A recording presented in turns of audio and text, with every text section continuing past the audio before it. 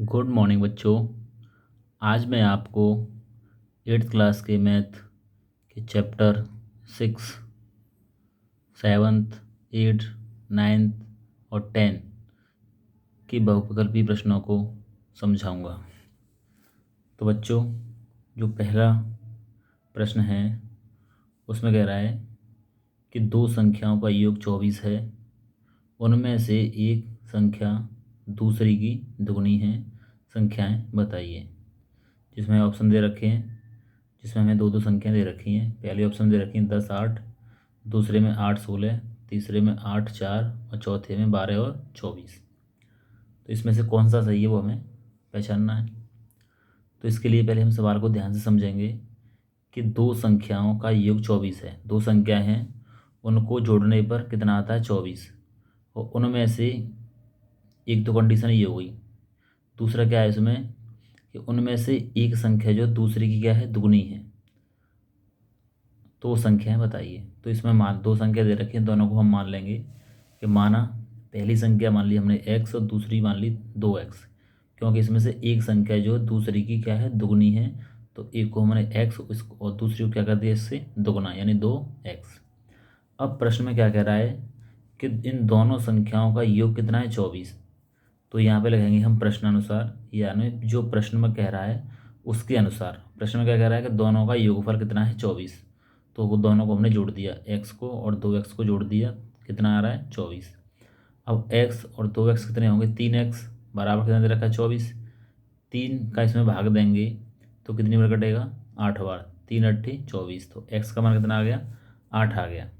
और x को माना था हमारे पहली संख्या, तो x का मान कितना आ गया 8, तो लिखेंगे यहाँ पे अतः पहली संख्या x बराबर 8 और दूसरी संख्या क्या मानी थी हमने 2x, तो 2 गुणा x का मान कितना है 8, तो 8 दूनी 16, तो दूसरी संख्या कितनी होगी हमारी 16।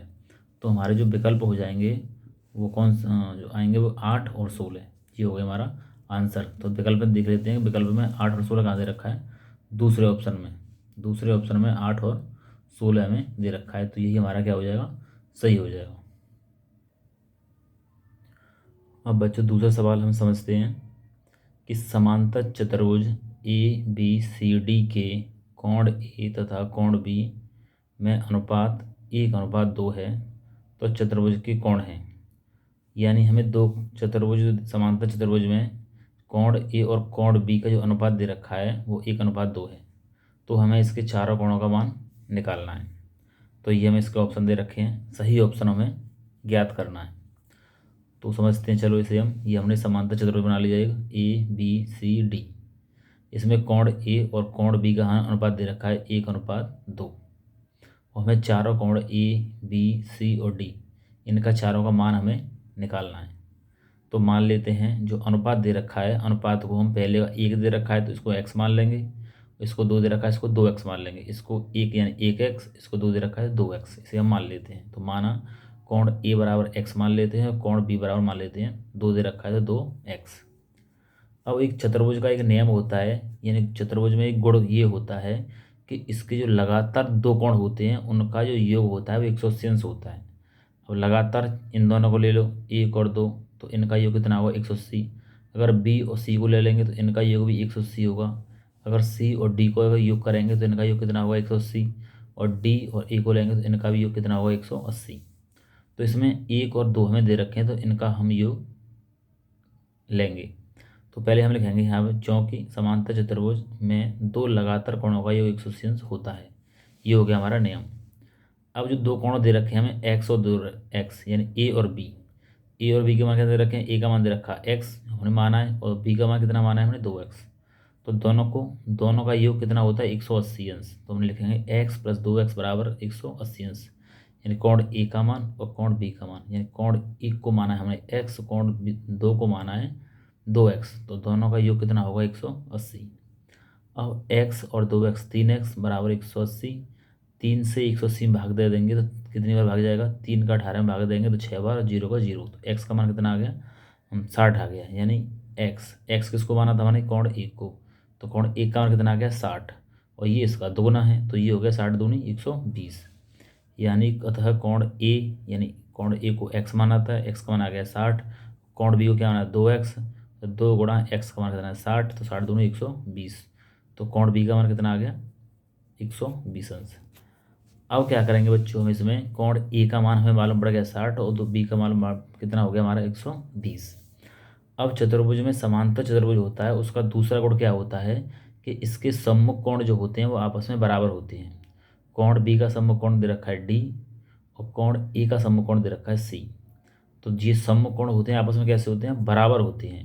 यानी जितना कोण ए होगा उतना ही कोण सी होगा, जितना कोण बी होगा उतना ही कोण डी होगा। तो कोण जब ए हमें 60 दे रखा है तो कोण सी भी 60 हो जाएगा, और कोण बी कितना दे रखा था हमें 120 निकल के आया है, तो कोण डी भी कितना हो जाएगा 120। तो हम इसे लिखेंगे चौक समांतर चतुर्भुज के सम्मुख कोण कैसे होते हैं, बराबर होते हैं। इसलिए कोण सी किसके बराबर है, कोण ए के, और कोण ए का मान कितना निकल गया है 60 अंश। और कोण डी किसके बराबर है, कोण बी के, और कोण बी का मान कितना निकल के आया है 120 अंश। तो हमारे इस तरह के चारों कोणों का मान कितना हो गया, यहाँ से कोण ए और कोण सी 60 और बी और डी 120। तो देखते इसमें इसमें दे रखा है ऑप्शन कोण सी और कोण ए 60 और डी और बी 120। तो हमारा जो तीसरा विकल्प है वो हमारा सही हो जाएगा। अब बच्चों हम तीसरा सवाल को समझते हैं, जिसमें हमें दे रखा है कि 700 को 2 भागों में बांटिए।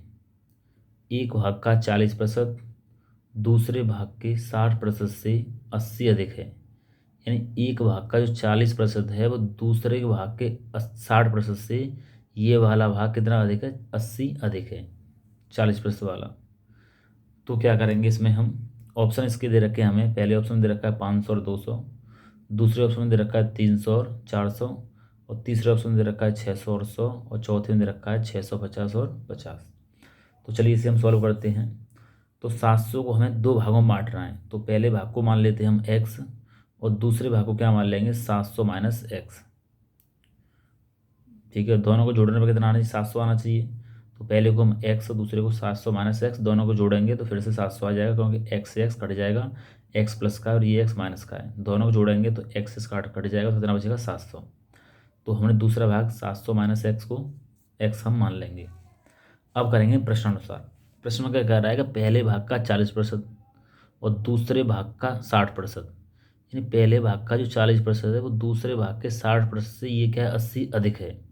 तो ये इससे 80 अधिक है तो इसे हम 80 अधिक कर देंगे, यानी प्लस इसमें 80 को जोड़ देंगे, तो दोनों भाग कैसे हो जाएंगे, बराबर हो जाएंगे। क्योंकि सवाल में कह रहा है कि ये भाग 80 अधिक है, तो हमने इसमें 80 प्लस कर दिया, तो दोनों भाग कैसे हो गए आपस में बराबर।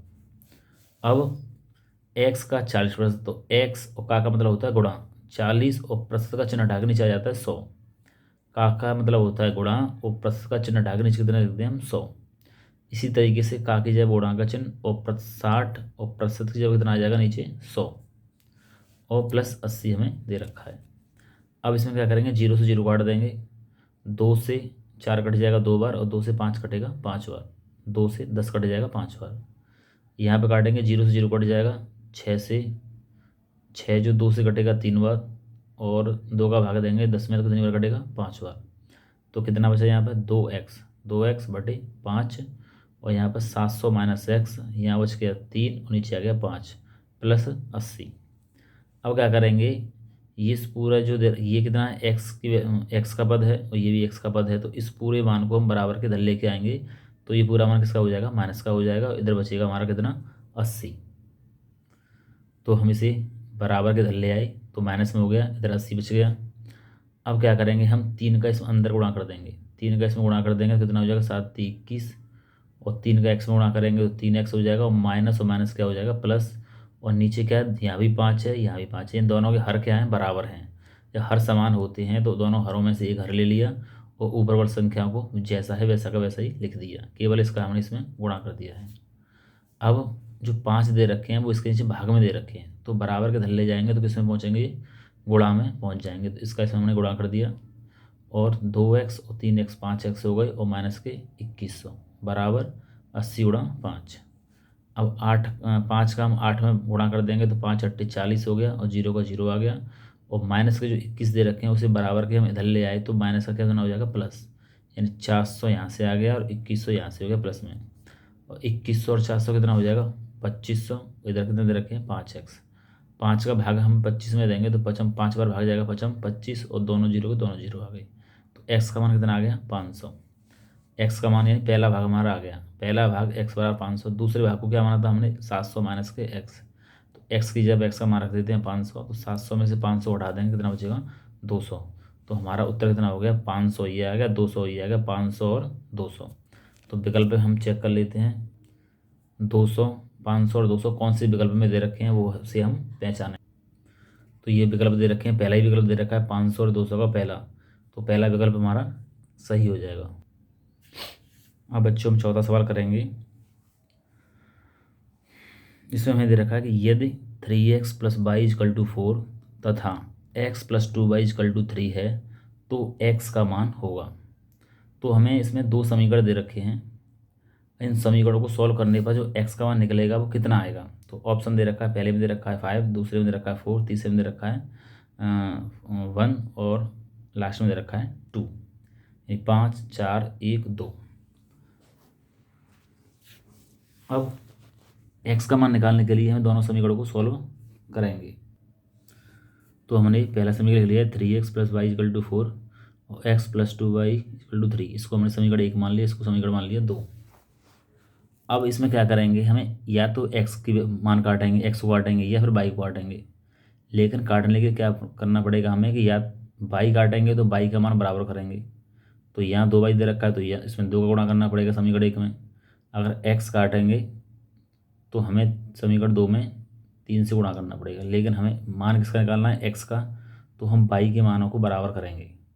यानी कि समीकरण 1 में हम 2 से गुणा करेंगे तो यहाँ पर कितना हो जाएगा 2। तो लिखेंगे हम समीकरण 1 में 2 तथा समीकरण 1 में 2 तथा समीकरण 2 में 1 से गुणा करने पर इसमें 1 से कर देंगे तो इस समीकरण पर कोई फर्क नहीं पड़ेगा, जैसा है वैसा का वैसा ही रहेगा 1 से गुणा करने पर।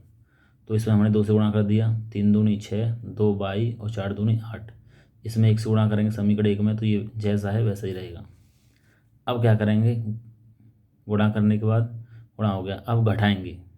घटाने पर क्या होता है, चिन्ह बदल जाते हैं, नीचे वाले समीकरण के चिन्ह बदल जाएंगे। तो ये x प्लस का दे रखा है तो माइनस का हो गया, 2y प्लस के दे रखे हैं तो ये भी माइनस का हो गया, और जो 3 है वो प्लस के दे रखे हैं तो ये भी माइनस का हो जाएगा। नीचे वाला समीकरण होता है उसके चिन्ह बदल जाते हैं, यानी प्लस के हो तो माइनस और माइनस के हो तो प्लस। अब 2y प्लस का है, 2y माइनस का है तो 2y से 2y कट जाएगा। 6x में से माइनस के जो x है हम घटा देंगे तो 6x माइनस एक्स कितना हो जाएगा, केवल 5x हो जाएगा। 6x में से x घटा देंगे तो 5x बचेंगे, और 8 में से 3 घटा देंगे तो बचेगा 5। तो 5 से 5 कट जाएगा, एक बार 5 1 5, तो x का मान कितना आ गया 5। और x का मान ही इसमें हमें पूछ रहा है, तो x का मान क्या हुआ, तो x का मान कितना निकल के आ गया 1। अब हम ऑप्शन देखते हैं कौन सा ऑप्शन सही है। तो इसमें तीसरा जो ऑप्शन है उसमें 1 दे रखा है तो तीसरा ऑप्शन हमारा सही होगा। अब पांचवा सवाल देखते हैं हम कि यदि 3x plus Y is equal to 5 तथा 5x plus Y is equal to 9 है तो x का मान होगा।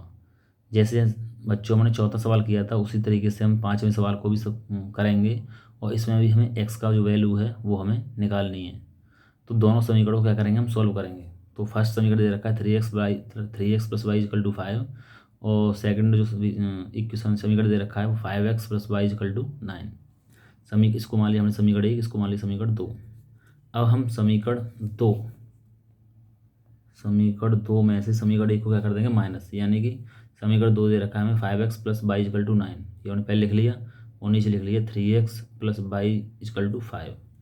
अब क्या करवा रहा है इसमें, घटाने की बात कर रहा है तो नीचे वाले समीकरण में चिन्ह बदल देंगे। तीनों ही प्लस के दे रखे हैं तो तीनों को हम माइनस कर देंगे, माइनस माइनस माइनस। अब ये प्लस का ये माइनस का दोनों ही बराबर हैं तो ये कट जाएंगे। अब 5x में से 3x घटा देंगे तो कितना बचेगा 2x, और 9 में से 5 घटा देंगे कितना बचेगा 4। और 2 से 4 कितनी बार कट जाएगा 2 बार, तो x का मान कितना आ गया 2। तो ये हो गया हमारा आंसर। अब देखते हैं ऑप्शन कौन सा सही है। पहले ऑप्शन में 2 दे रखा है तो हमारा पहला ऑप्शन सही हो जाएगा। अब बच्चों हम जो 7वां चैप्टर है वर्ग समीकरण, उसके बहुविकल्पी प्रश्नों को हम हल करेंगे। तो बच्चों पहला सवाल दे रखा है समीकरण x बराबर 4/x के हल हैं। अब इसमें एक्स के हल निकालने हैं हमें। तो बच्चों क्या करेंगे, इसमें एक्स का एक्स में पहले हम गुणा करेंगे, क्योंकि इधर भाग में दे रखा है तो इधर गुणा कर देंगे इसमें। तो कितना हो जाएगा, एक्स स्क्वायर जो हमने नीचे हल दे रखा है ये, एक्स का इधर ले जाएंगे तो गुणा में हो गया एक्स स्क्वायर बराबर 4। अच्छा, वर्ग को हम बराबर के इधर ले जाते हैं, वर्गमूल का चिन्ह बन जाता है, तो इधर वर्ग को बराबर के इधर लाने पर क्या बन गया, ये वर्गमूल। अब वर्गमूल में क्या है, ये 4। 4 किसका वर्ग वो होता है, यहाँ इसे हम ऐसे भी लिख सकते हैं कि वर्गमूल 4 को क्या लिख लेंगे हम, 2 गुणा 2।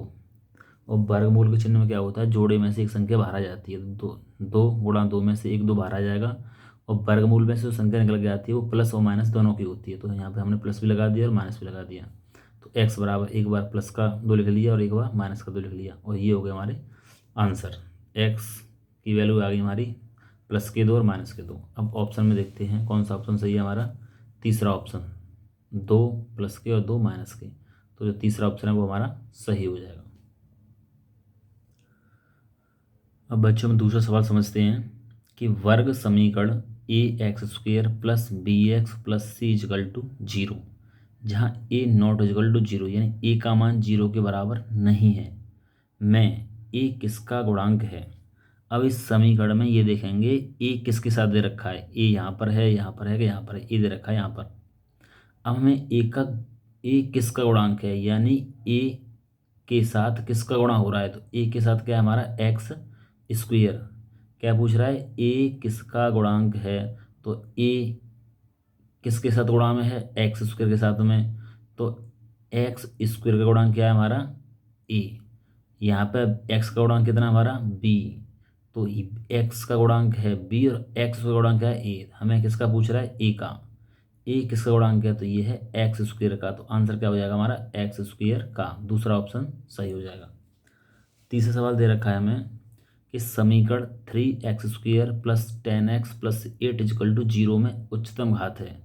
अब इसमें 3 पद दे रखे हैं, एक पहला पद, दूसरा पद, तीसरा पद, और इसमें उच्चतम घात पूछ रहा है। तो सबसे बड़ी घात क्या है यहाँ पे, 2। तो ये हो जाएगा इसका आंसर, क्योंकि इसकी एक्स की घात 2 है, या एक्स की घात 1 है, तो दोनों में बड़ी कौन सी है, 2। तो आंसर कितना हो जाएगा हमारा, 2। तो दूसरा ऑप्शन सही हो जाएगा। चौथे सवाल में देखते हैं हम, चौथे सवाल में क्या पूछ रहा है कि समीकरण 5x square minus 7x minus 6 equal to 0 के हल हैं। यानी समीकरण दे रखा है 5x square minus 7x minus 6 बराबर 0 के हल पूछ रहा है। तो हल पहले से हम सॉल्व करेंगे तब हल हमें मालूम होगा। तो ऑप्शन हमें दे रखे हैं, पहला ऑप्शन दे रखा है -3/5, 2। दूसरे ऑप्शन में दे रखा है 2, 3/5, और तीसरे ऑप्शन में दे रखा है 0, -3/5, और चौथे ऑप्शन में दे रखा है 0, 2। तो पहले से हम सॉल्व करेंगे। तो समीकरण को यहाँ पर उतार लेंगे हम, 5x square minus 7x minus 6 equal to 0। अब बच्चों इसमें क्या करते हैं, ये है हमारा द्विघात समीकरण। अब इसे सॉल्व करना कैसे करेंगे कि जो लास्ट की जो संख्या दे रखी होती है हमारी अचर पद, उसका जो एक्स स्क्वायर के साथ में जो संख्या होती है, एक्स स्क्वायर का जो गुणांक होता है, यानी एक्स स्क्वायर के साथ में जो संख्या होती है उसका इसमें कर देते हैं हम गुणा। तो 6 का इसमें गुणा कर देंगे तो 6 पंजे हो जाएंगे 30। तो 6 पंजे 30, यानी यहाँ पे कितने हो गए हमारे, 30 हो गए यहाँ पे 30। अब हमें दो ऐसी संख्या देखनी है कि गुणा करके तो कितना हो जाए,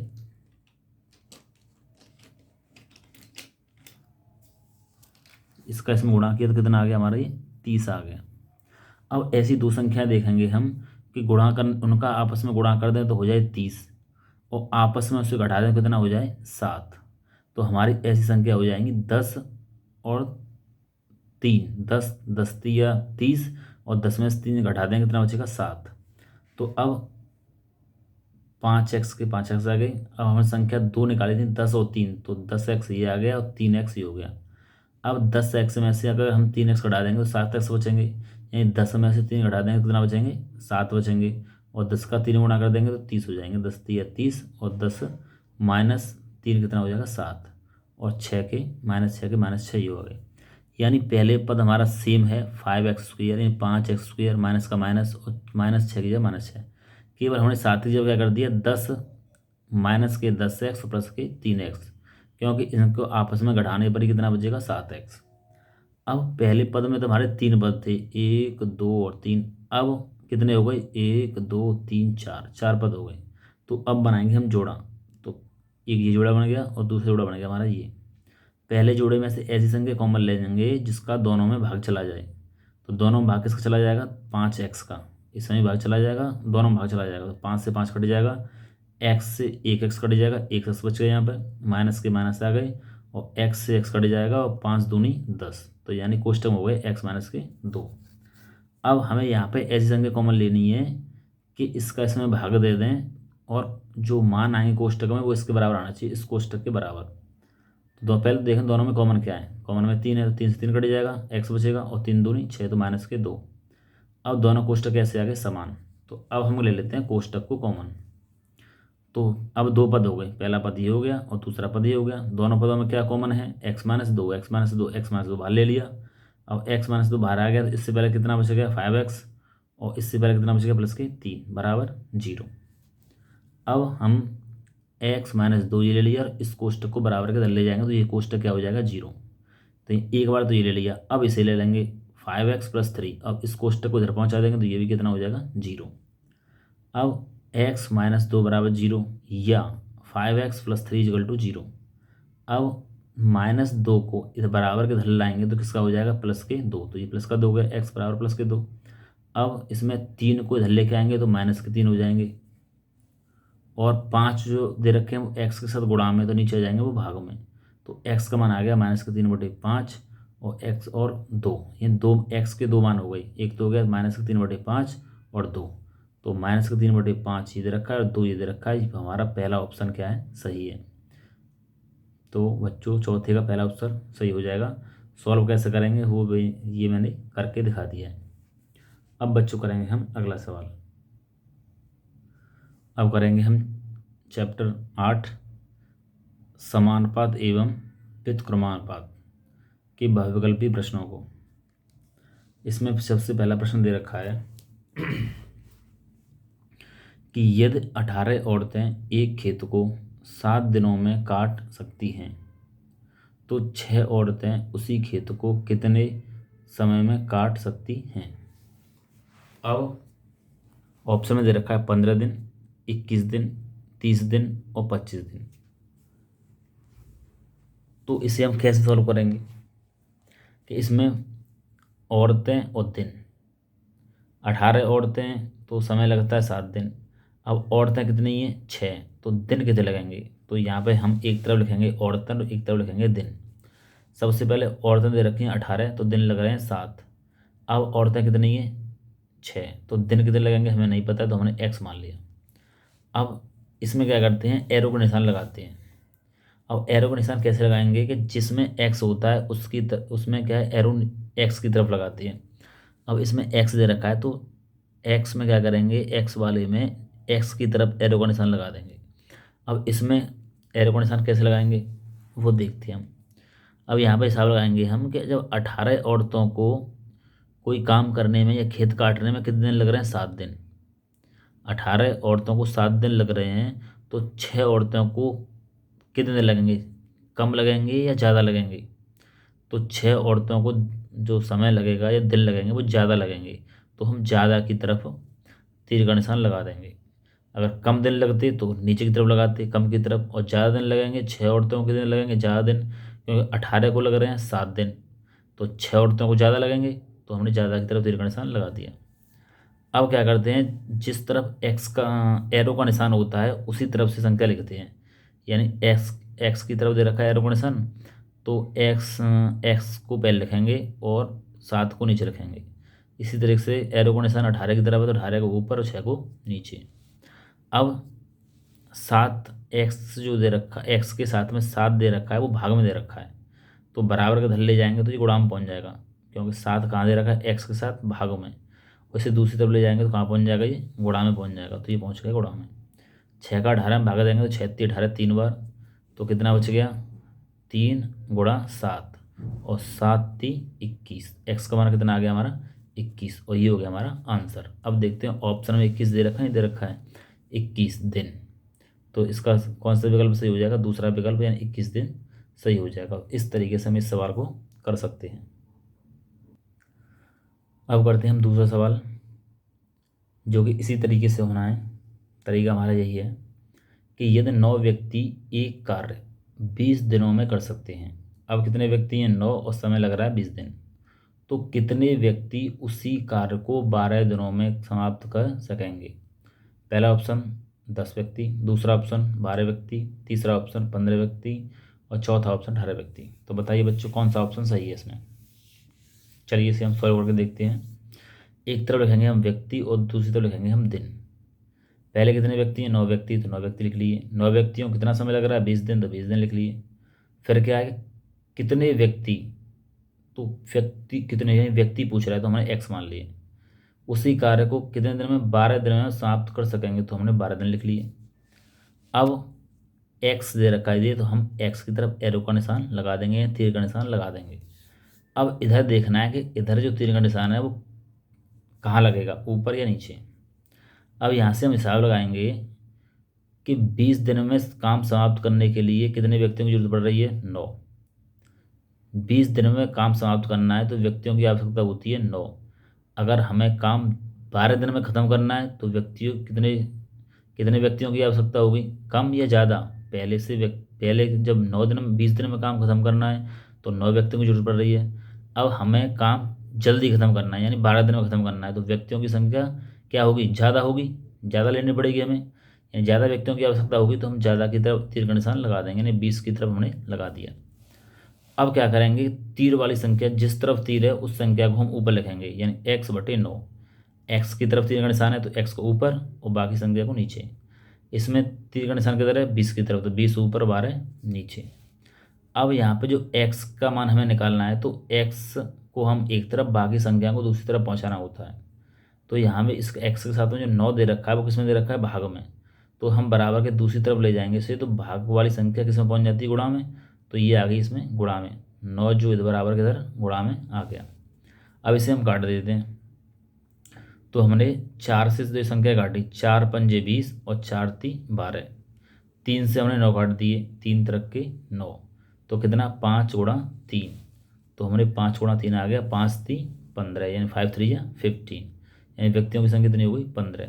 अब देखते हैं ऑप्शन यानी तीसरे ऑप्शन में 15 व्यक्ति दे रखे हैं, तीसरा ऑप्शन हमारा सही है। अब करते हैं बच्चों हम तीसरा सवाल, जो कि यही तरीका है हमारा करने का, पहले और दूसरे सवाल की तरह। तो इसमें दे रखा है 40 गायें एक खेत को 16 दिनों में चर सकती हैं। 40 गायें एक खेत को 16 दिनों में चर लेती हैं, तो उसी खेत को कितनी गायें 10 दिन में चरेंगी? तो गाय और दिन की बात चल रही है, तो एक तरफ लिखेंगे गाय और दूसरी तरफ लिखेंगे दिन। पहले गाय कितनी है? 40, दिन कितना लग रहा है हमारा? 16। बाद में फिर 10 दिन लग रहे हैं, गाय हमें पता नहीं है, तो हमने गाय की संख्या नहीं पता है तो x मान लिया और x की तरफ एरो का निशान लगा दिया, तीर का निशान लगा दिया। अब दूसरी तरफ देखेंगे, दूसरी तरफ जो तीर का निशान लगेगा वो किस तरफ लगेगा? छोटी संख्या की तरफ या बड़ी संख्या की तरफ? तो 16 दिन में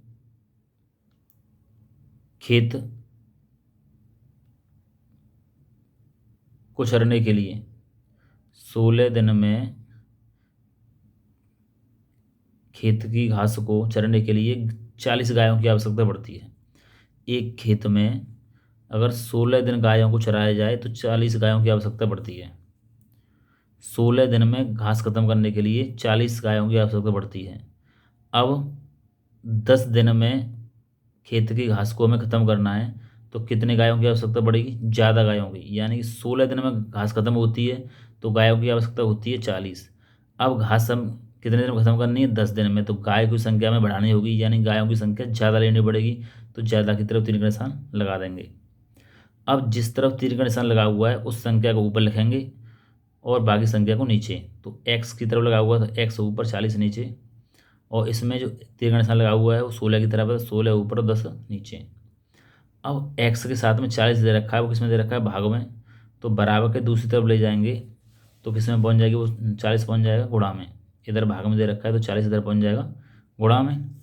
तो अब 10 से 40 को काटेंगे, 10 चौके 40, 4 बार कटेगा और 16 गुणा 4 बचेंगे, 16 गुणा 4, तो 16 चौके 64, तो एक्स का मान कितना आ गया 64। तो अब देखते हैं ऑप्शन में 64 दे रखा है, 64 दे रखा है दूसरे विकल्प में, तो इसका मतलब है हमें 64 गायों की आवश्यकता होगी। दूसरा ऑप्शन हमारा सही है।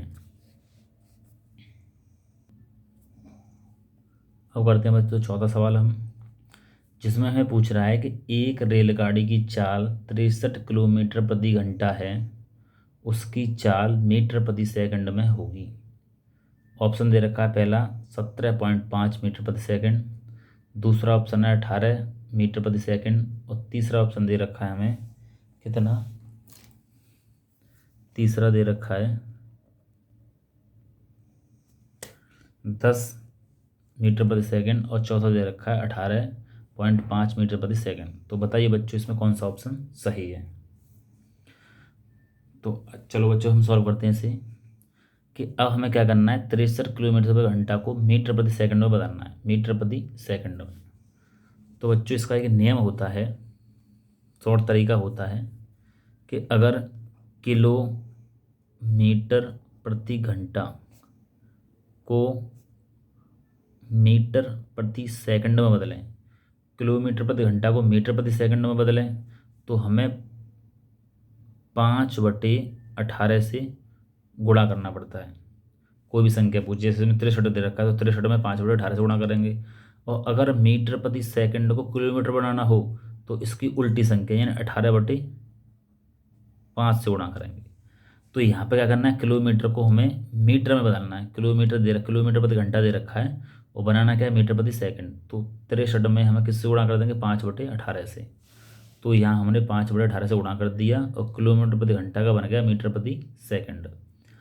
अब यहाँ पे देखेंगे कि 63 दे रखे हैं, 18 दे रखे हैं, तो 9 से दोनों संख्या कट जाएंगे, 9 दूनी 18 और 9 7 63।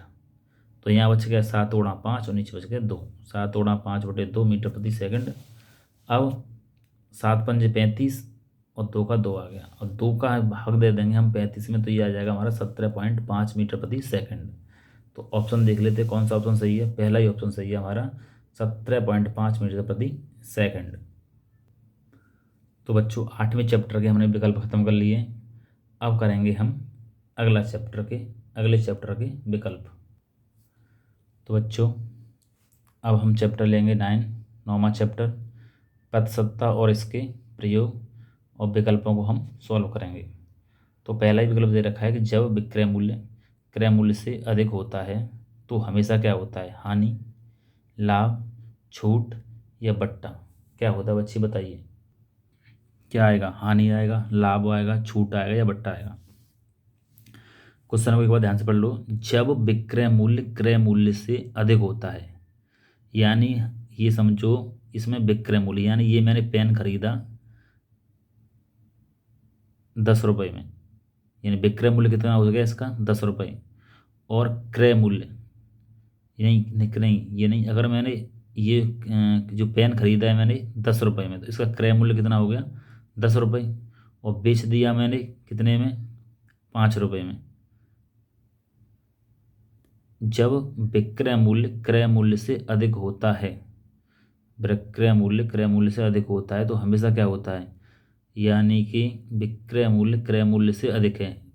कोई वस्तु यानी मान लो ये पेन मैंने खरीदा है और खरीदे वाले मूल्य से अगर मैं इस पेन को बेच दूं तो बेचने वाला मूल्य अधिक है, तो क्या होगा, यानी खरीदने वाले से बेचने वाला जो मूल्य है वो ज़्यादा है, तो क्या होगा, लाभ होगा, हानि होगी, लाभ होगा, छूट होगा या बट्टा होगा। तो क्या होगा हमारे इसमें लाभ हो जाएगा, क्योंकि वस्तु मैंने कम में खरीदी और ज़्यादा में बेची है। विक्रय मूल्य क्या है, ज़्यादा है, किससे, क्रय मूल्य से अधिक है, तो क्या हो जाएगा, हमें लाभ हो जाएगा उस पर। अगला सवाल देखते हैं हम कि छूट प्रतिशत सदैव ज्ञात किया जाता है क्रय मूल्य पर, अंकित मूल्य पर, विक्रय मूल्य पर, लाभ पर। तो बताइए बच्चों इसका आंसर कितना होगा। तो बच्चों इसका छूट प्रतिशत सदैव ज्ञात किया जाता है किस पर, अंकित मूल्य पर। तो इसका आंसर क्या हो जाएगा, अंकित मूल्य। तो बच्चों 30 सवाल करते हैं कि 56% का दशमलव रूप है, तो इसका ऑप्शन क्या होगा। पहला दे रखा है 0.056, दूसरा ऑप्शन दे रखा है 0.65, तीसरा ऑप्शन दे रखा है 0.56 और चौथा दे रखा है 5.6। तो इसमें क्या करेंगे कि प्रतिशत का चिन्ह हटा के नीचे 100 लिखेंगे, और 100 नीचे है तो फिर 100 का अगर 56 में भाग देंगे तो कितना आ जाएगा 0.56, जो यहाँ पे हमने सॉल्व कर लिया है। 56%, प्रतिशत का चिन्ह हटा के नीचे कितना आ जाएगा 100, और 100 का इसमें भाग देंगे तो नीचे कितने जीरो हैं, 2 जीरो, तो 2 अंक बाद पॉइंट लग जाएगा, तो कितना आ गया 56 से पहले यहाँ पॉइंट लग गया 0.56। तो हमारा कौन सा ऑप्शन, तीसरा ऑप्शन सही है। चलिए बच्चों अब करते हैं हम चौथा सवाल कि 750 रुपये का 12% होता है। 750 का 12% होता है, तो ऑप्शन दे रखे हैं हमें, पहला 90 रुपये, दूसरा 9 रुपये, तीसरा ऑप्शन 900 रुपये, चौथा ऑप्शन 120 रुपये। तो चलिए इसे हम सॉल्व करते हैं। 750 का 12%, तो का मतलब होता है गुणा, और 12 और प्रतिशत का चिन्ह हटा के नीचे आ जाते हैं 100, प्रतिशत का चिन्ह हटा के नीचे कितना आ जाते हैं 100। अब जीरो से जीरो को काट देंगे तो कितना बचेगा, 75 गुणा 12 बटे नीचे बचेगा 10। 5 से हम 75 को 10 को काटेंगे, 5 का हम 10 में भाग देंगे तो 5 दूनी 10, और 75 में 5 से भाग देंगे तो 15 बार भाग जाएगा, तो कितना बचा, और 2 से हम 12 को काट देंगे, 2 छिक्के 12, तो 15 गुणा 6, और 15 छिक्के कितने होते हैं 90, तो ये 90 रुपये। 90 कौन सा, पहला ऑप्शन हमारा सही होगा। अब दे रखा है पांचवा सवाल कि एक टी शर्ट का अंकित मूल्य 800 रुपये है, दुकानदार 15% छूट देकर बेचता है, बताइए टी शर्ट का विक्रय मूल्य होगा कितना होगा, 860, 680, 806, 920। अब बच्चों से हम कैसे सॉल्व करेंगे कि टी शर्ट पर कितना मूल्य पड़ा हुआ है, कितना अंकित मूल्य, कितना मूल्य लिखा हुआ है 800 रुपये। अब इस पर भी छूट देकर बेची जाती है, दुकानदार क्या करता है 15% की छूट देकर इसे बेचता है। तो क्या करेंगे कि 800 रुपये का हम पहले 15% निकालेंगे, और जो 15% निकल के आएगा उसको हम 800 में से घटा देंगे, और वही हो जाएगा इसका उत्तर। देखते हैं हम कि हमने क्या किया, 800 माइनस 800 का 15%, तो 800 का मतलब होता है गुणा, और प्रतिशत का चिन्ह ढाके नीचे लिख दिया हमने 100, तो हमने 800 का 15% निकालेंगे तो कितना आएगा, जीरो से जीरो काट देंगे तो कितना बचेगा, यानी कि 100 से 800 कट जाएंगे 8 बार, गुणा 15, और 15 अट्ठे कितने होते हैं 120, तो हमारा 800 का 15% कितना आ गया 120। अब 120 को जो 15% है उसको हम 800 में से घटा देंगे तो कितना आ जाएगा 680, और यही हो जाएगा हमारा विक्रय मूल्य। और ये कितना दे रखा है हमें, कितना है 680, तो हमारा दूसरा ऑप्शन क्या है, सही होगा। तो दूसरे ऑप्शन पे हम टिक कर देंगे। तो बच्चों 9वें चैप्टर के जो विकल्प थे वो हमने सॉल्व कर लिए हैं। अब करेंगे हम 10वें चैप्टर के विकल्प। तो बच्चों ये 10वां चैप्टर है चक्रवृद्धि ब्याज, इसके बहुविकल्पी प्रश्नों को हम सॉल्व करेंगे। तो पहला ही प्रश्न दे रखा है सही सूत्र है, तो हमें ये 4 ऑप्शन दे रखे हैं, इनमें से हमें सही जो सूत्र है वो हमें पहचानना है। पहला दे रखा है मिश्रधन बराबर मूलधन गुणा कोष्टकों में 1 प्लस दर बटे 100, और पावर दे रखी है समय। दूसरा दे रखा है मूलधन बराबर मिश्रधन गुणा कोष्टक में 1 प्लस दर बटे 100, और पावर समय। तीसरा दे रखा है मिश्रधन बराबर मूलधन गुणा 1 प्लस दर बटे 100, और घात दे रखी है दर। और चौथा ऑप्शन दे रखा है इनमें से कोई नहीं। तो बच्चों इसमें से सही सूत्र हमारा कौन सा है, पहला मिश्रधन बराबर मूलधन कोष्टक में 1 प्लस दर बटे 100 और पावर समय। इसको हम शॉर्ट में बोलेंगे तो ए बराबर पी, और कोष्टक में 1 प्लस आर अपन 100 की पावर एन, यानी पहला जो ऑप्शन है दे रखा है वो हमारा सही होगा, बाकी जो 3 ये गलत दे रखे हैं। दूसरा क्वेश्चन पढ़ेंगे हम कि चक्रवृद्धि ब्याज सदैव रहता है साधारण ब्याज से अधिक, साधारण ब्याज से कम, साधारण ब्याज के बराबर, और साधारण ब्याज के बराबर या अधिक। तो बताइए बच्चों इसमें से कौन सा ऑप्शन सही होगा, 4 ऑप्शन में से कौन सा सही होगा। तो बच्चों पहला जो ऑप्शन है साधारण ब्याज से अधिक, ये हमारा आंसर जो होगा कैसा होगा, सही। अब करेंगे हम अगला सवाल, तीसरा प्रश्न है बच्चों चक्रवृद्धि ब्याज ज्ञात करने के लिए पहला ऑप्शन है दूसरे वर्ष का मूलधन और ब्याज तीसरे वर्ष के लिए ब्याज होता है। दूसरा ऑप्शन है पहले वर्ष का मिश्रधन दूसरे वर्ष का मूलधन होता है। तीसरा ऑप्शन है पहले वर्ष का मिश्रधन तीसरे वर्ष का मूलधन होता है। और चौथा दे रखा है इनमें से कोई नहीं। तो बच्चों इसमें से राइट आंसर कौन सा होगा वो आप बताइए। तो बच्चों इसमें से दूसरा जो दे रखा है, दूसरा जो ऑप्शन है वो हमारा सही है। पहले वर्ष का मिश्रधन जो होता है वो दूसरे वर्ष का मूलधन होता है। तो दूसरा विकल्प हमारा सही होगा। अब देखते हैं हम चौथा सवाल कि कोई धन 12% वार्षिक ब्याज की दर से 2 वर्ष बाद 3,136 रुपये हो जाता है तो मूलधन होगा। तो हमें इसमें क्या क्या चीज़ दे रखी है, सवाल पढ़ेंगे एक बार कि कोई धन, हमें धन पता नहीं है, पूछ रहा है कि कोई धन 12% वार्षिक ब्याज की दर से, यानी हमें दर दे रखी है 12% और समय दे रखा है 2 वर्ष। तो 2 वर्ष बाद कितना हो जाता है 3,136 रुपये हो जाता है तो मूलधन क्या हुआ, यानी कि हमें दर दे रखी है, समय दे रखा है, मिश्रधन दे रखा है और हमें मूलधन निकालना है। तो ऑप्शन कौन सा दे रखा है, पहला ऑप्शन दे रखा है 1,000 रुपये, दूसरा ऑप्शन है 1,500 रुपये, तीसरा ऑप्शन है 2,000 रुपये और चौथा ऑप्शन है 2,500 रुपये। तो चलिए इसे हम सॉल्व करते हैं। तो बच्चों ये हमारा जो फार्मूला होता है निकालने के लिए, मिश्रधन का एक फार्मूला होता है कि ए बराबर पी ब्रैकेट 1+r/100⁴n, ये होता है चक्रवर्ती मिश्रधन का फार्मूला। ए होता है चक्रवर्ती मिश्रधन, ये होता है मूलधन, आर दर होती है और एन समय होता है।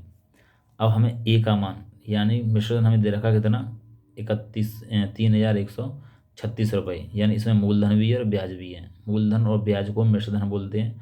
तो मिश्रधन हो गया 3,136 रुपये बराबर पी हमें निकालना है, यानी मूलधन निकालना है, तो इसको हमने एक्स मान लिया है और +1 + r का मान यानी दर, आर दे रखे में 12%, तो 12 आ गया और प्रतिशत का चिन्ह ढाकने जो 100 आता है तो 100 हमारा पहले से ही सवाल में दे रखा है और पावर कितनी है, समय दे रखा है 2 वर्ष, तो 2 लिख दिया हमने ऊपर। अब क्या करेंगे हम कि हम 4 से काट देंगे, 4 का भाग देंगे हम 12 में तो 4×3 = 12 और 4 का भाग देंगे हम 100 में तो 25 बार भाग जाएगा, तो 3/25। अब 25 का गुणा कर देंगे हम 1 में, 25 एकम 25 और 25 और 3 ऊपर हैं, कितने हो जाएंगे 28, 28/25, 28/25, 28/25। 2 बार हमने लिखा है क्योंकि ऊपर 2 लगा हुआ है, इसलिए हमने इसको 2 बार लिख लिया है और इससे पहले क्या दे रखा है एक्स। अब हम क्या करेंगे कि 25 का 25 में गुणा करेंगे 625 और 625 का ऊपर हो जाएगा गुणा, क्योंकि भाग में दे रखा है तो इधर गुणा में हो जाएगा और 28 गुणा 28 दिया जाएंगे नीचे, तो हमने इधर ये में एक्स बराबर ये लिख दिया हमने 3,136 गुणा 625/28 गुणा 28। अब 28 का 31 और 36 में भाग देंगे तो 112 बार भाग जाएगा, तो यहाँ लिख दिया हमने 112 गुणा 625 और नीचे कितना बचा 28। 28 का दोबारा से हम 112 में भाग देंगे तो भाग 4 बढ़ जाएगा, तो लिखेंगे हम 4 गुणा 625 और 625 गुणा 4 करेंगे तो ये आ जाएगा हमारा 2,500 रुपये। तो इसमें देखते हैं ऑप्शन हमारा कौन सा 2,500, यानी चौथा ऑप्शन हमारा सही है 2,500 रुपये, ये हमारा ऑप्शन सही हो जाएगा। तो इस तरीके से हम इस फॉर्मूले द्वारा हम आराम से मूलधन निकाल सकते हैं। अब बच्चों हम करेंगे 5वां सवाल, जिसमें क्या पूछ रहा है कि 5,000 रुपये का चक्रवृद्धि ब्याज 4% वार्षिक की दर से 2 वर्ष बाद हो जाएगी। 5,000 रुपये का चक्रवृद्धि ब्याज 4% वार्षिक ब्याज की दर से 2 वर्ष बाद हो जाएगी। तो यानी कि इसमें हमें मूलधन दे रखा है, आर यानी दर दे रखी है, यानी पी का मान दे रखा है, आर दर ये दे रखी है और 2 वर्ष यानी एन का मान दे रखा है। तो हमें निकालना है इसमें ए का मान यानी मिश्रधन निकालना है। 500 रुपये 2 वर्ष बाद कितने हो जाएंगे, जबकि हमारी दर दे रखी 4%। तो पहला ऑप्शन में दे रखा है 5,408 रुपये, दूसरा ऑप्शन दे रखा है 408 रुपये, तीसरा ऑप्शन दे रखा है 804 रुपये और चौथा दे रखा है 400 रुपये। तो चलिए इसे हम सॉल्व करके देखते हैं कितना उत्तर आएगा। तो हमारा जो फॉर्मूला दे रखा है वो क्या होता है, मिश्रधन का, यानी मिश्रधन बराबर मूलधन कोष्टक में 1+दर/100 और पावर जो होती है वो होता है समय। इसको हम इंग्लिश में शॉर्ट में बोलते हैं ए बराबर पी ब्रैकेट 1 प्लस आर अपन 100 की पावर n। ए का मान हमें निकालना है, पी का मान दे रखा है 5,000 रुपये, और 1 प्लस आर यानी रेट दे रखी है हमें 4%, और टाइम दे रखा है यानी समय दे रखा है 2 वर्ष। तो वो हमने सूत्र में रख दिया। अब 4/100, 100 का हम इस एक में गुणा करेंगे तो 100 एकम 100, और 100 और 4 जोड़ देंगे 100 में, तो कितना हो जाएगा, ऊपर हो जाएगा 104 और नीचे हो जाएगा 100। ऊपर 2 लगा हुआ है कोष्टक के ऊपर, तो इसको हम 2 बार लिख देंगे, 104/100 गुणा 104/100। अब तीनों संख्या गुणा में दे रखे हैं, तो ऊपर वाली किसी भी संख्या से नीचे वाली कोई सी संख्या हम काट सकते हैं। तो 1 2 3 जीरो से 1 2 3 जीरो कट जाएंगे, तो कितना बचा, 5 बचा। 104 गुणा 104 ये आ गए, और नीचे कितना बच गया, केवल ये 10 बच गया, क्योंकि 3 जीरो से 3 जीरो कट गए, केवल ये 10 बच गया नीचे। अब 5 का 10 में भाग देंगे, 2 बार भाग जाएगा, 5 दूनी 10, और 2 से भाग दे देंगे हम 104 में, तो भाग जाएगा 52 बार। तो कितना बचेगा, 104 गुणा 52 बचेगा हमारा। तो ये हमने लिख लिया 104 गुणा 52, और इनका आपस में गुणा कर देंगे तो ए का मान आ जाएगा 5,408 रुपये। अब 5,408 रुपये ये हमारा आ गया कितना, ए का मान। हमें निकालना क्या है, 5,408 रुपये। तो ये हो जाएगा हमारा, यही आंसर हमारा कितना दे रखा है, 5,408। तो ऑप्शन 5,408 का ऑप्शन दे रखा है पहला, 5,408 रुपये, पहला ही ऑप्शन हमारा सही हो जाएगा।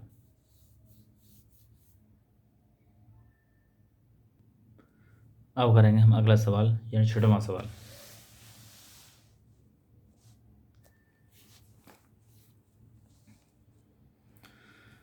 इसमें दे रखा है बच्चों में कि 725 रुपये का 10% वार्षिक ब्याज की दर से 1 वर्ष बाद चक्रवृद्धि ब्याज और साधारण ब्याज का अंतर है। हमें कितना दे रखा है, 725 रुपये का 10% वार्षिक ब्याज की दर से, यानी मूलधन दे रखा है हमें, आर दे रखी है, दर दे रखी है, और 1 वर्ष बाद समय कितना दे रखा है, एन का मान हमें दे रखा है 1 वर्ष। तो चक्रवृद्धि ब्याज निकालनी है, साधारण ब्याज निकालनी है, उसका अंतर निकालना है। दोनों ब्याज निकालने के बाद चक्रवृद्धि ब्याज में से साधारण ब्याज हम घटा देंगे, और वही उत्तर हो जाएगा हमारा। तो क्या ऑप्शन होगा, 0 होगा, 10 होगा, 25 होगा, 50 होगा। 4 ऑप्शन दे रखे हैं, पहले ऑप्शन में 0, दूसरा ऑप्शन दे रखा है 10, तीसरा ऑप्शन में 25, और चौथे ऑप्शन में 50। तो सही आंसर क्या होगा उसे हम निकालेंगे। तो सबसे पहले निकालते हैं हम चक्रवृद्धि ब्याज का फॉर्मूला, जो मिश्र धन दे रखा है चक्रवृद्धि मिश्र धन का, ए बराबर पी ब्रैकेट 1 प्लस आर अपन 100 की पावर n। अच्छा, पी का मान हमें इसमें कितना दे रखा है, 725 रुपये, 1 प्लस आर कितना दे रखा है 10, और नीचे 100, और समय दे रखा है 1 वर्ष।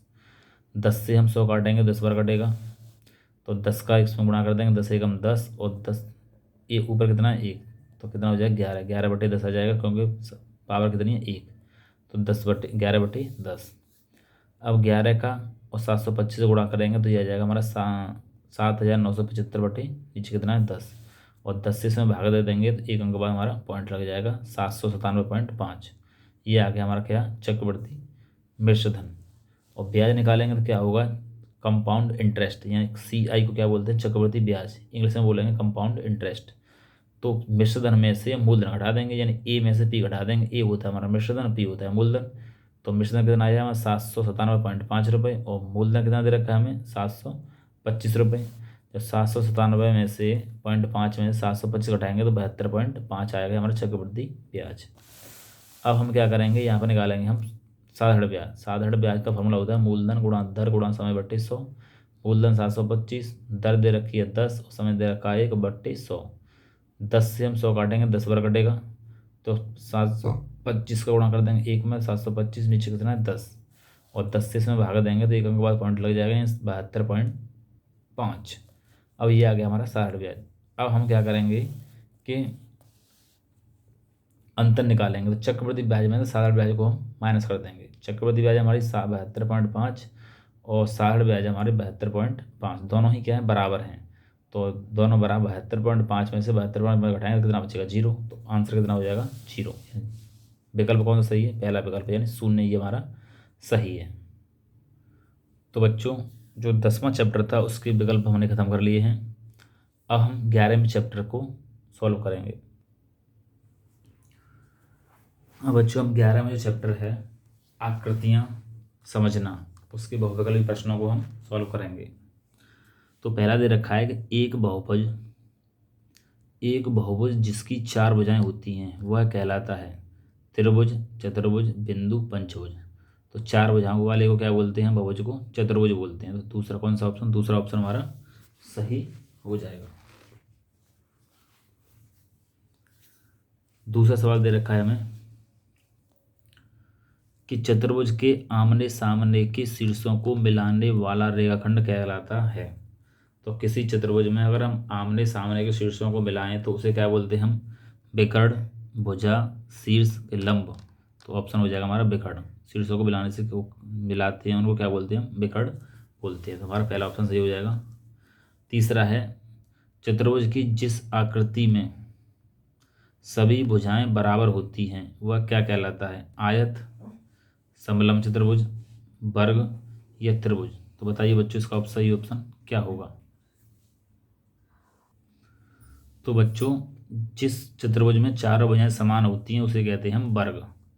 आयत में आमने सामने की भुजाएं बराबर होती हैं, त्रिभुज में तीन भुजाएं होती हैं, और समलंब में क्या होता है? चारों भुजाओं में से एक युग्म होता है, वो समांतर होता है। तो जिस चतुर्भुज में चारों भुजाएं कैसी हों? बराबर हों, तो उसे क्या बोलेंगे हम? वर्ग। तो सही ऑप्शन उत्तर क्या हो जाएगा हमारा? सेकंड जो ऑप्शन है वो सही होगा। चौथा दे रखा है सवाल हमें, समलंब चतुर्भुज की आमने सामने की एक युग्म भुजाएं होती हैं, सम्मुख, समलंब, समांतर, संलग्न। तो बच्चों समलंब चतुर्भुज की पहचान क्या होती है कि चारों भुजाओं में से आमने सामने की भुजाओं का जो युग्म होता है वो कैसा होता है? समांतर होता है। यानी कि हमारा तीसरा ऑप्शन सही हो जाएगा। समलंब की पहचान क्या होती है? समलंब की पहचान होती है कि चारों भुजाओं में से आमने सामने की कोई एक युग्म होगा, वो आपस में कैसा होगा? समांतर। तो ऑप्शन हमारा कौन सा? तीसरा, ये सही है। अगला दे रखा है चतुर्भुज के चारों अंतःकोणों का योग होता है 180, 630, 660, वो 360 और 540। तो चतुर्भुज के चारों अंतःकोणों का योग कितना होगा? बताइए बच्चों कितना होगा इसका आंसर? तो बच्चों चतुर्भुज के चारों का कोणों का कितना होता है योग? 360 अंश होता है। त्रिभुज के तीनों कोणों का योग कितना होता है? 180, और चतुर्भुज क्या होता है? 360। तो राइट आंसर क्या होगा हमारा? 360 अंश। तो बच्चों में क्या है 11 में जो चैप्टर था उसके भी विकल्पों को हमने सॉल्व कर लिया है। अब करेंगे हम अगला चैप्टर। तो इसका सही उत्तर क्या था हमारा? 360 रुपये, 360 अंश। और चौथे वाले का कितना था हमारा? समांतर। और इसमें देखेंगे तो इसमें कितना आया था? क्या कहलाता है? चतुर्भुज। एक बहुभुज जिसकी चार भुजाएं होती हैं वो क्या कहलाता है? चतुर्भुज। और इसमें क्या आया था? चतुर्भुज के आमने सामने के शीर्षों को मिलाने वाला रेखाखंड कहलाता है, क्या कहलाता है? विकर्ण। चलो ये सही है। तीसरे में लगाएंगे चतुर्भुज की जिस आकृति में सभी भुजाएं बराबर होती हैं वो क्या कहलाता है? वर्ग। अब करेंगे बच्चों हम अगला चैप्टर। तो बच्चों अगला चैप्टर जो रखा है 13वां, उसका नाम है व्रत। तो इस चैप्टर के हम बहुविकल्प जो प्रश्न है उसे हम सॉल्व करेंगे। तो बच्चों पहला प्रश्न दे रखा है हमें कि व्रत के भीतर स्थित समस्त बिंदु व्रत का यह क्षेत्र बनाते हैं, अंतः क्षेत्र, लघु क्षेत्र, बाह्य क्षेत्र और दीर्घ क्षेत्र। तो बताइए बच्चों क्या उत्तर होगा इसका? एक बार और पढ़ते हैं। वृत्त के भीतर स्थित समस्त बिंदु वृत्त का यह क्षेत्र बनाते हैं, अंतः क्षेत्र, लघु क्षेत्र, बाह्य क्षेत्र या दीर्घ क्षेत्र। तो बच्चों इसका सही उत्तर हो जाएगा हमारे इसका अंतः क्षेत्र। यानी वृत्त के भीतर की बात चल रही है, वृत्त के भीतर स्थित यानी अंतर क्षेत्र, अंदर अंदर वाला जो क्षेत्र है उसकी बात चल रही है। तो पहला ऑप्शन सही होगा। दूसरा जो प्रश्न है उसमें हमें क्या दे रखा है कि संकेंद्रीय वृत्तों का समान होता है किरण, त्रिज्या, रेखा या केंद्र। तो बच्चों इस प्रश्न का उत्तर इसके प्रश्न में दे रखा है हमें संकेंद्रीय। संकेंद्रीय माने समान केंद्र वाले वृत्त का समान होता है किरण, त्रिज्या, रेखा, केंद्र। केंद्र हमारा समान होगा क्योंकि कौन सा वृत्त है? संकेंद्रीय, जिसके केंद्र कैसे होते हैं? समान होते हैं। तो सही उत्तर क्या हो जाएगा? केंद्र। तीसरा जो प्रश्न दे रखा है वो कितना है? किसी वृत्त की सीमा रेखा की लंबाई कहलाती है किसी वृत्त की सीमा रेखा की लंबाई कहलाती है? परिधि, त्रिज्या, व्यास या जीवा? तो बताओ बच्चों सही उत्तर क्या होगा? तो बच्चों इसका जो सही उत्तर होगा वो क्या होगा? क्या हो रहा है? वृत्त की सीमा रेखा की लंबाई। सीमा रेखा की लंबाई यानी कि ये वृत्त चल रहा है हमारा, ये वृत्त बना लिया, तो इस सीमा रेखा की जो लंबाई होगी उसे क्या बोलते हैं हम? परिधि। तो इसका उत्तर क्या हो जाएगा? परिधि। आगे हम अगला सवाल दे रखा है,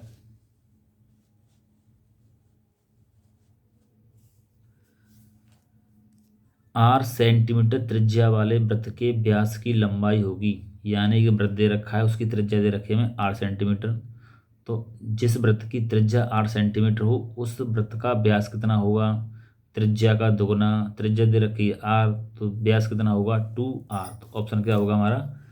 थर्ड ऑप्शन 2r सेंटीमीटर। और लास्ट 13वें चैप्टर का लास्ट सवाल है कि यह सबसे लंबी होती है, यह सबसे लंबी होती है क्या? रेखाखंड, चाप, व्यास या त्रिज्या? तो बताइए बच्चों सही उत्तर इसका क्या होगा?